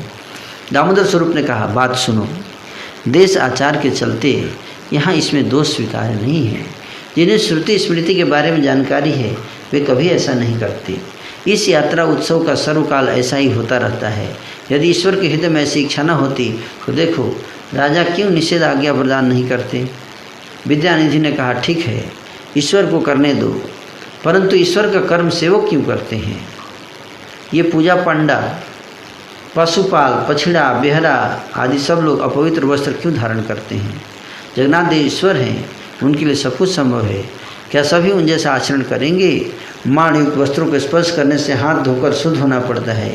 ये सब सुबुद्धिमान ऐसा क्यों नहीं करते? अबोध राजपत्र विचार नहीं करते हैं। राजपात्र राजा भी माण युक्त वस्त्र सिर पर धारण करते हैं। दामोदर स्वरूप ने कहा, सुनो भाई, लगता है ओड़न यात्रा में दोष नहीं है।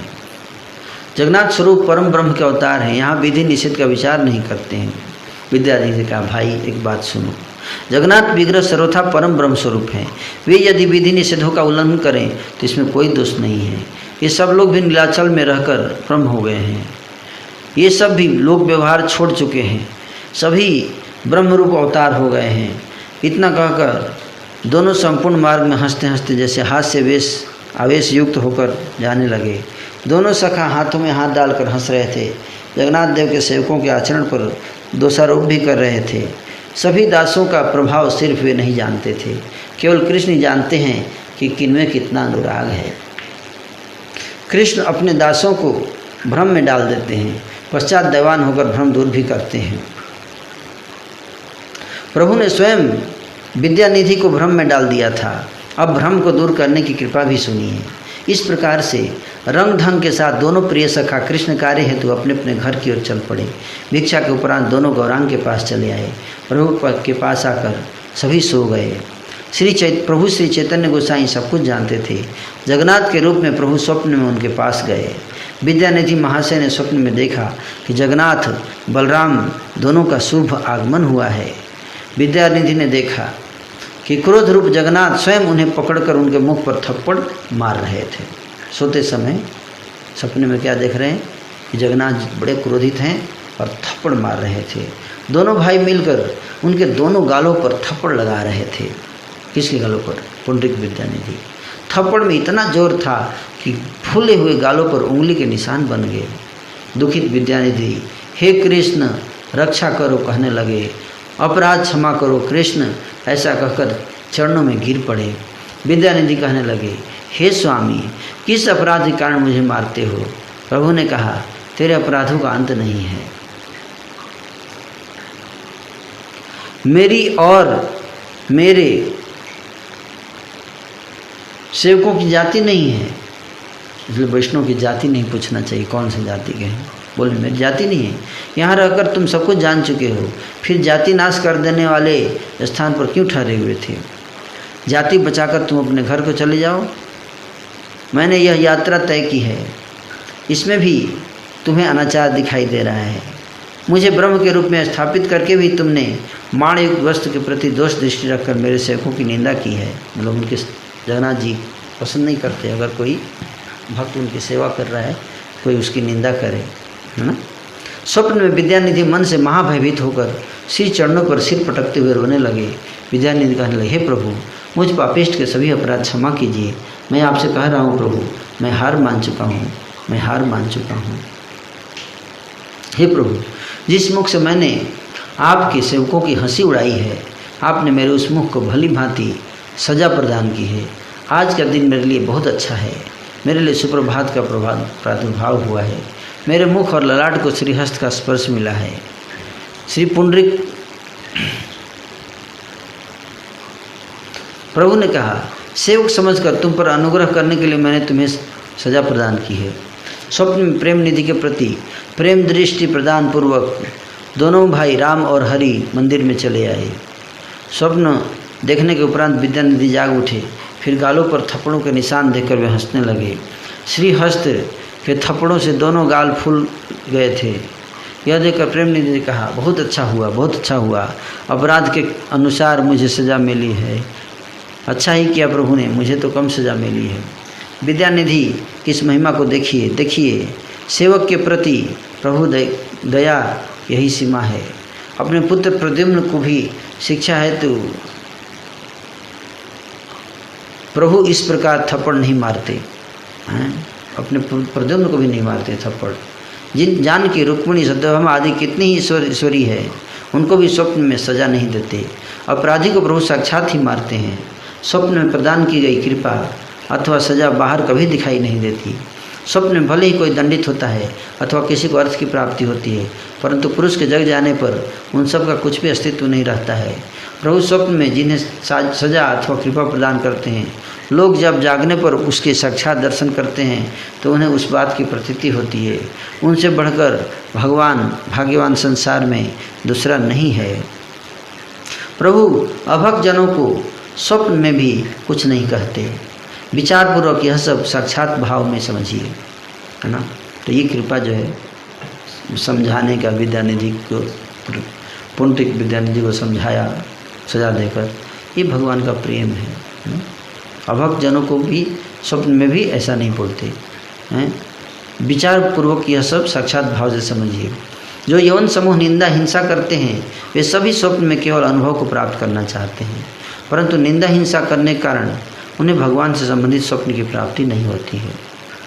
यवन तो दूर, जो सब ब्राह्मण हैं, सज्जन हैं, वे भी यदि अनुक्षण अपराध करते हैं तो उन अपराधों के कारण उन्हें दोनों लोकों में ही दुख की प्राप्ति होती है। प्रभु किसी अभक्त पापिष्ट को स्वप्न में नहीं सिखाते हैं, अभक्त को नहीं बताते। स्वप्न में प्रभु जिन्हें ज्ञान प्रदान करते हैं वही स्वयं को महाभाग्यवान समझते हैं। स्वप्न में प्रभु ने साक्षात भाव से स्वयं विद्यानिधि को थप्पड़ मारे थे। इस प्रकार की कृपा केवल प्रेम निधि को ही मिली थी।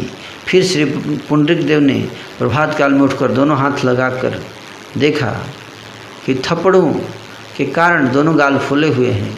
दामोदर स्वरूप नित्य प्रति प्रेम निधि के पास जाते थे, फिर दोनों एक साथ मिलकर जगन्नाथ के दर्शन किया करते थे। हर रोज की भांति स्वरूप उस दिन भी आए।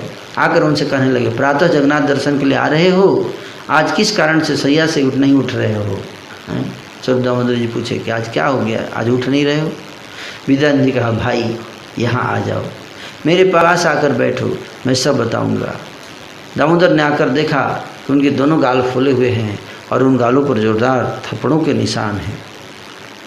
दामोदर स्वरूप ने पूछा, यह क्या बात है, गाल क्यों फूले हुए हैं, कोई चोट तो नहीं लगी है? विद्यानिधि महाशय ने हंसकर कहा, सुनो भाई, कल सब संशय दूर हो गया है। मैंने मानयुक्त वस्त्रों का जो अवमानना किया है उसकी सजा देखो इन गालों पर विद्यमान है। आज स्वप्न में जगन्नाथ और बलराम आकर विश्राम लिए बिना मुझे लगातार थप्पड़ मारते रहे। तुमने मेरे परिधान वस्त्रों की निंदा की है। इतना कहकर दोनों मेरे गालों पर तमाचे मारते रहे। गालों पर उंगली के अंगूठियों से चोट भी पहुंची है। अच्छी तरह मैं उत्तर भी नहीं दे पा रहा हूँ। इस लज्जा के कारण मैं किसी से संभाषण नहीं कर रहा हूँ। गाल अच्छे हो जाने पर मैं बाहर जा सकता हूँ। यही बात कहीं और कहने से योग्य नहीं है। भाई, मैं हृदय से मान गया हूँ, यह बड़े भाग्य की बात है। अपराध के अनुरूप मुझे अच्छी सज़ा मिली है, नहीं तो मैं महान अंधकूप में गिर जाता। विद्यानिधि के प्रति स्नेह का उदय देखकर दामोदर महाशय आनंद में बहने लगे। सखा की संपदा से सखा उल्लसित होता है। परम आनंदित दोनों जने हंसने लगे। दामोदर स्वरूप ने कहा, सुनो भाई, ऐसा अद्भुत दंड कभी देखने सुनने में नहीं आया। स्वप्न में आकर स्वयं प्रभु ने साक्षात भाव से सजा प्रदान की है, ऐसा कहीं और सुना नहीं। केवल तुम ही इसके निदर्शन हो। इस प्रकार से दोनों सखा आनंद में बहने लगे। कृष्ण कथा के रस में दोनों को रात दिन का बोध नहीं रह गया था।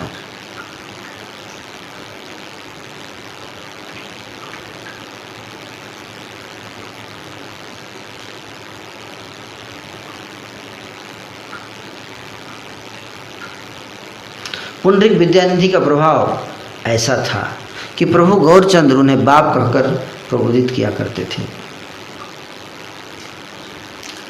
चरण स्पर्श हो जाने के भय से वे गंगा स्नान नहीं करते थे, केवल गंगा दर्शन करते थे एवं गंगा जल पीते थे। इन्हीं भक्त का नाम लेकर गौरांग ईश्वर पुंडरीक बाप कहकर खूब रोया करते थे। जो पुंडरीक विद्यानिधि के चरित्र के बारे में सुनते हैं उन्हें अवश्य कृष्ण पाद पद्म की प्राप्ति होती है। हे न पुंडरीक विद्या निधिर प्रभाव, इहान से गौरचंद्र प्रभु बोले बाप।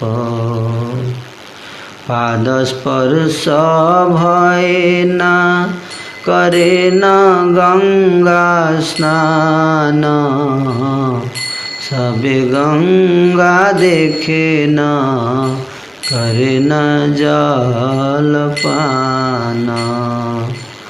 हे भक्तेर नाम लैया गौरांग ईश्वर, पुंडरीक बाप बोली कांदेना विस्तारा पुंडरीका विद्यानिधि चरित्र सुनीले अवश्यता हरे कृष्ण पाद पद्म मिले पुंडरीक विद्यानिधि चरित्र सुनीले अवश्यता हरे कृष्ण पाद पद्म मिले श्री कृष्ण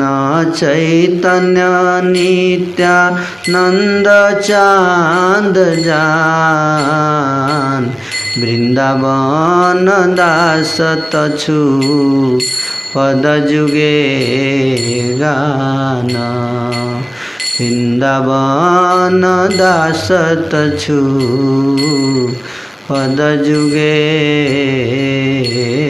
गान वृंदावन दास तछु पद जुगे गानो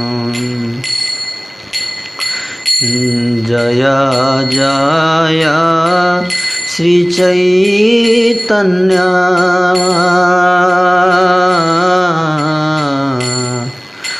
जय नित्यानंद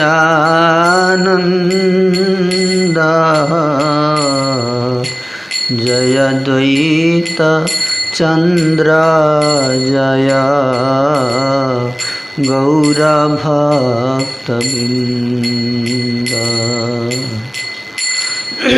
जय जय श्री चैतन्य जय नित्यानंद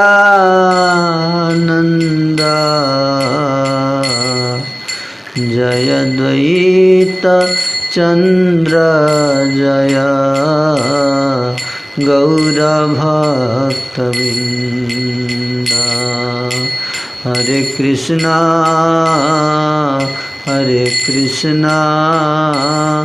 कृष्णा कृष्णा हरे हरे हरे राम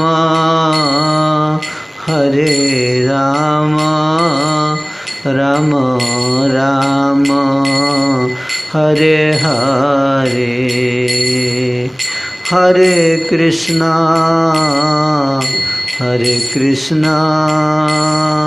कृष्ण कृष्ण हरे हरे हरे राम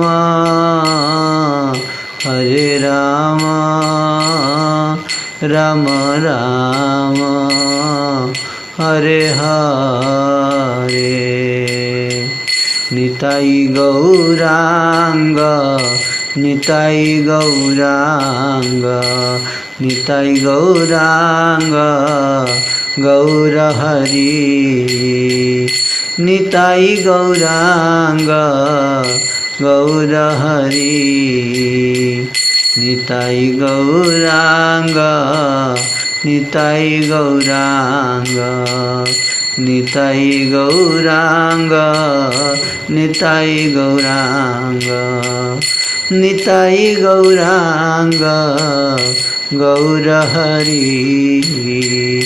निताई गौरांग गौर हरि निताई गौरांग निताई गौरांग निताई गौरांग निताई गौरांग निताई गौरांग गौर हरि निताई गौरांग गौर हरि हरि बोल हरि बोल हरि बोल गौर हरि बोल हरि बोल हरि बोल हरि बोल गौर हरि बोल हरि बोल, हरि बोल, हरि बोल, गौर हरि बोल। इस प्रकार से श्री चैतन्य भागवत का 10वां अध्याय समाप्त हुआ। श्री चैतन्य भागवत संपूर्ण लीला चर्चा में आप समस्त भक्त ने भाग लिया। जो जो भक्त ने उत्साह बढ़ाया, उन सारे भक्तों का मैं हार्दिक आभार व्यक्त करना चाहूँगा। श्री चैतन्य महाप्रभु की प्रेरणा से ही और उनके आशीर्वाद और कृपा से ही हम श्री चैतन्य भागवत को संपूर्ण कर पाए। विशेष रूप से धन्यवाद देना चाहूँगा श्री चंद्रकांत प्रभु जी का और उनके सारे परिवार के सदस्यों का, जिन्होंने प्रेरणा दिया इस चैतन्य भागवत को प्रारंभ करने का और बड़े ही मनोयोग से इसको श्रवण भी किया। और श्री सर्वमंगल गौर प्रभु जो इस्कॉन रुद्रपुर के प्रेसिडेंट पद पर स्थित हैं, उनका भी मैं बहुत धन्यवाद देना चाहूँ, जो कि मृदंग मृदंग के द्वारा सहयोग दिया श्री चैतन्य महाप्रभु की लीला कीर्तन में। और माधव प्रभु जो श्री चंद्रकांत प्रभु के सुपुत्र हैं, जब मैं वहाँ रुद्रपुर में कथा कीर्तन किया करता था तो उन्होंने सहयोग दिया जूम पे सारा प्रवचन सेट करने में, फेसबुक पे, और बाकी कई सारे भक्त। यहाँ पर जब मैं दिल्ली आ गया था तो हिज ग्रेस अरविंदाक्ष माधव प्रभु और भक्त वरुण, आप दोनों का भी मैं बहुत हार्दिक धन्यवाद देना चाहता हूँ। बड़ी मधुर मृदंग और करताल बजाकर चैतन्य भागवत कथा गायन और कीर्तन में सहयोग दिया आपने, और भी कई सारे भक्तों ने सहयोग दिया। आप सब भक्तों का बहुत हार्दिक धन्यवाद और आभार प्रकट करना चाहता हूँ। और विशेष रूप से श्रील वृंदावन दास ठाकुर जी का हार्दिक आभार और उनके चरणों में कोटि कोटि नमन प्रस्तुत करता हूँ श्रद्धापूर्वक, जिन्होंने इतने मधुर रूप से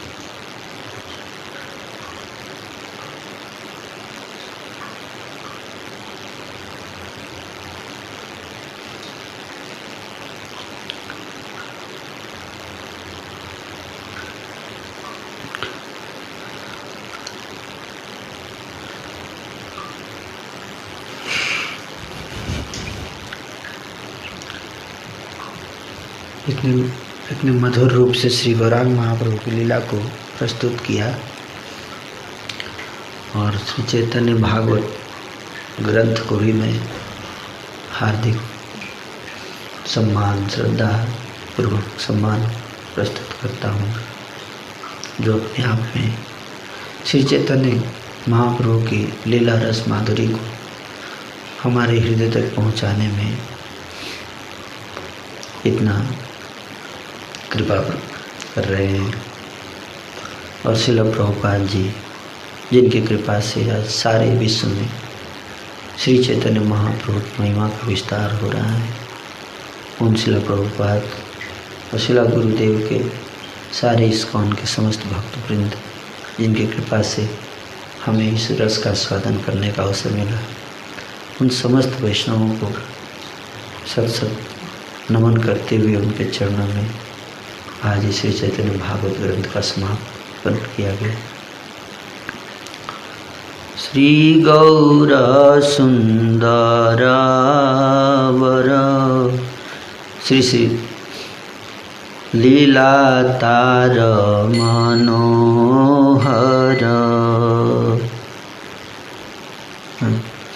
ये संपूर्ण चैतन्य भागवत की समाप्ति का ये आरती कीर्तन है, इसको हम गा के समाप्त करेंगे।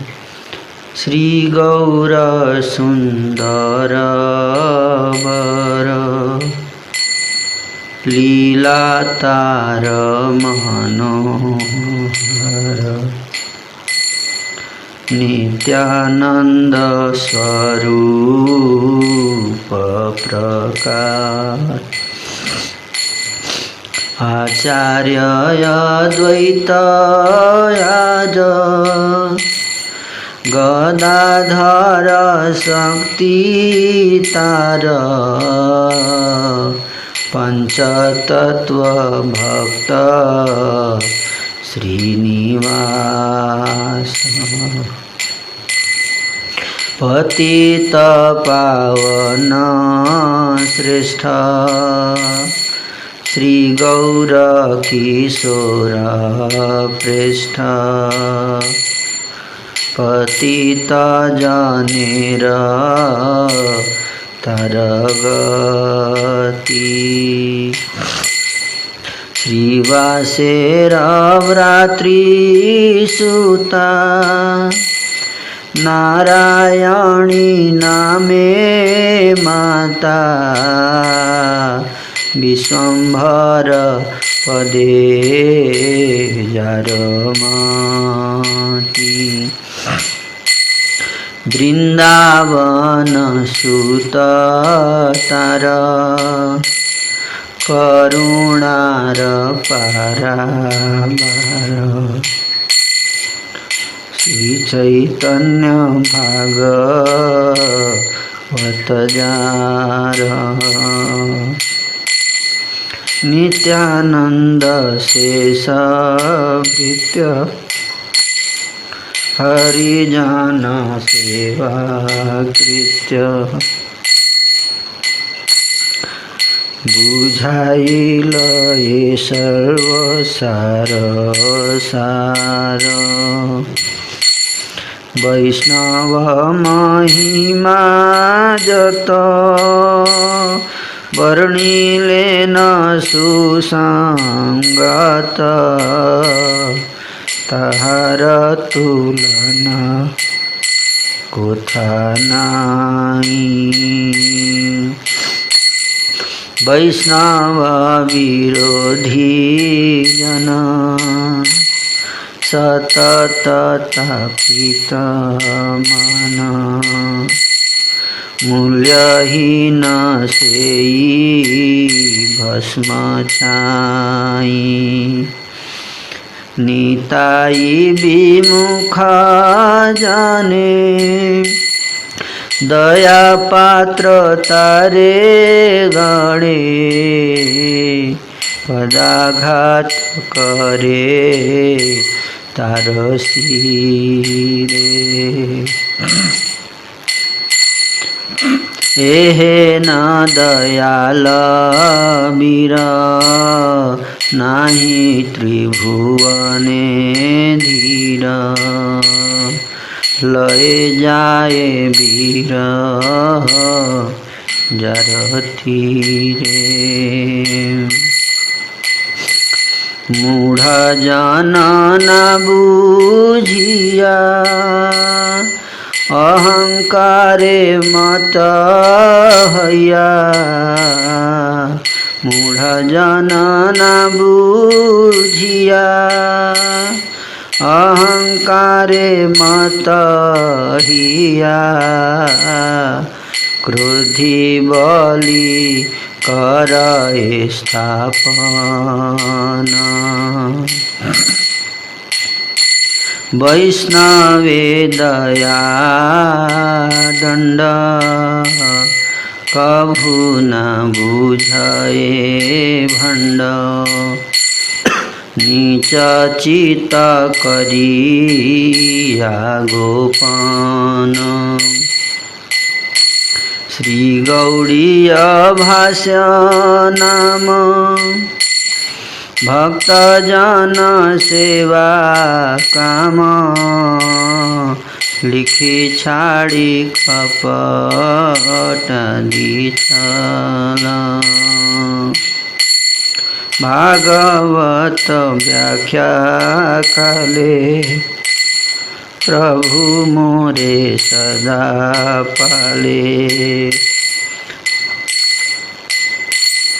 चित देय छो चितबल श्री चैतन्य भागवत ग्रंथ सुध भक्ति मत कहे सदा श्री भक्ति विनोद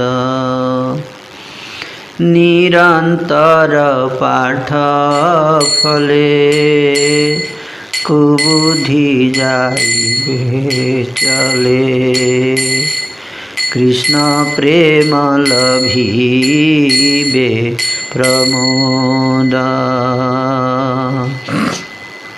निजेन्द्रिय प्रीति काम नहीं कहु भक्ति धाम वैष्णव सेवाय नहीं भोग भक्त सेवा फले प्रेम सेई मूल्यवान क्षेम विगत हईबे सर्वरोग लीन हईबार आस चलिले कपट पास दूरे जाबे सकल मंगल स्थूल सूक्ष्म देहाद्वय भक्ति बोले है छया भागवत भजन कौशल श्रीवार्ष भानवीयास ताहार दयित दास भाष्य लेखकेर परिचय भक्ति विमुख जन विषयते कृष्ण मन तभु जाचे प्रभु पदाश्रय श्री गौरमंडल माय नवद्वीप तीर्थराज मायापुर गौर जन्मस्थल